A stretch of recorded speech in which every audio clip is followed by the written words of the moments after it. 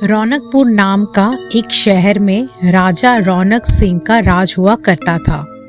वो हमेशा अपनी प्रजा के हित में कार्य किया करते थे। वहाँ की प्रजा बहुत खुश रहती थी। एक दिन गिद्ध आकाश में भूतिया पेड़ के बीज लेकर उड़ रहा था। जैसे ही गिद्ध रौनकपुर पहुंचा तो उसके मुंह से एकदम बीज रौनकपुर के बीचों बीच गिर गया। बीज भूतिया था, इसलिए अगले ही दिन वो पौधा बन गया। वहाँ के स्थानीय निवासियों ने जब पौधे को देखा तो हैरान रह गए, क्योंकि पौधे का रंग काला था। बाद में लोगों ने आपस में चर्चा की और ये समझा कि खेत में उगने वाला कोई घास पात या वनस्पति होगी। दूसरे दिन वो पौधा काफी बड़ा हो गया। लोगों को और ज्यादा दुविधा हुई कि एक ही दिन में ये पौधा इतना बड़ा कैसे हो गया। होते होते वो पौधा तीसरे दिन पेड़ बन गया। समय बीता और लोग भी तेजी से बढ़ने वाले पौधे के बारे में सोच सोचकर परेशान हो रहे थे। वो इस मामले को राजा के पास लेकर गए। ऐसे जादुई पौधों क्या पता चलते ही राजा तुरंत उस जगह पर पहुंच गए। राजा को जैसे ही पता चला कि एक काले रंग का पौधा 3 दिन में पेड़ बना है, तो वो भी उस पेड़ को हैरानी से देखने लगे। राजा उस पेड़ के पास चौथे दिन पहुंचे थे और तब तक पेड़ और बड़ा हो चुका था। वो इतनी तेजी से फैला था कि किसी को यकीन ही नहीं हो रहा था। राजा समझ गए थे कि रंग काला है, इसमें जरूर कुछ जादू टोना होगा। इसी सोच के साथ राजा ने घोषणा कर दी कि जो भी इस पेड़ को खत्म करेगा उसे वे इनाम के तौर पर 1000 सोने के सिक्के देंगे।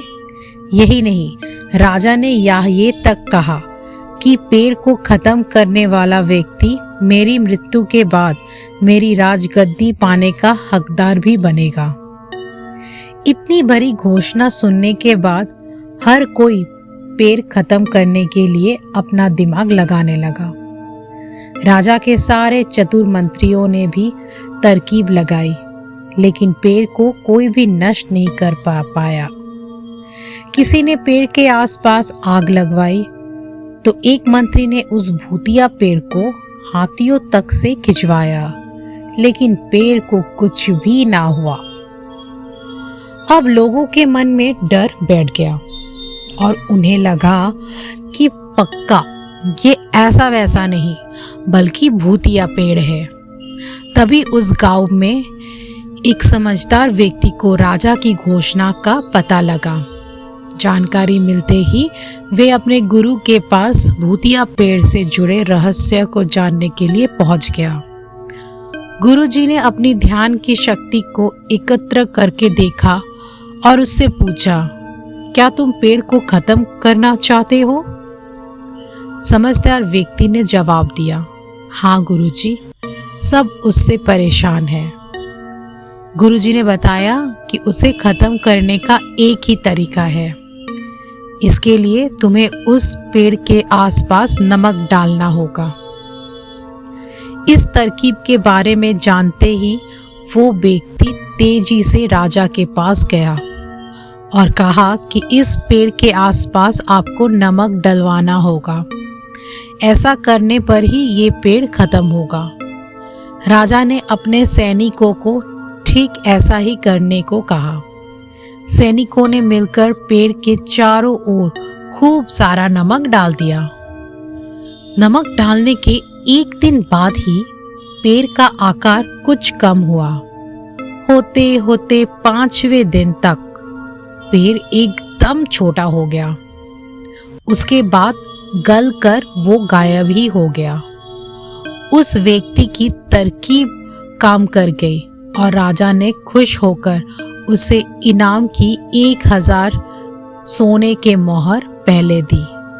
उसके बाद एक पत्र दिया जिसमें लिखा था कि वो राजा के मरने के बाद उनकी गद्दी को संभालेगा।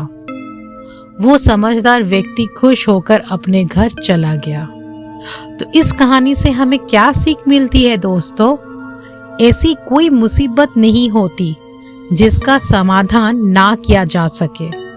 जरूरत है तो बस धैर्य और समझदारी की।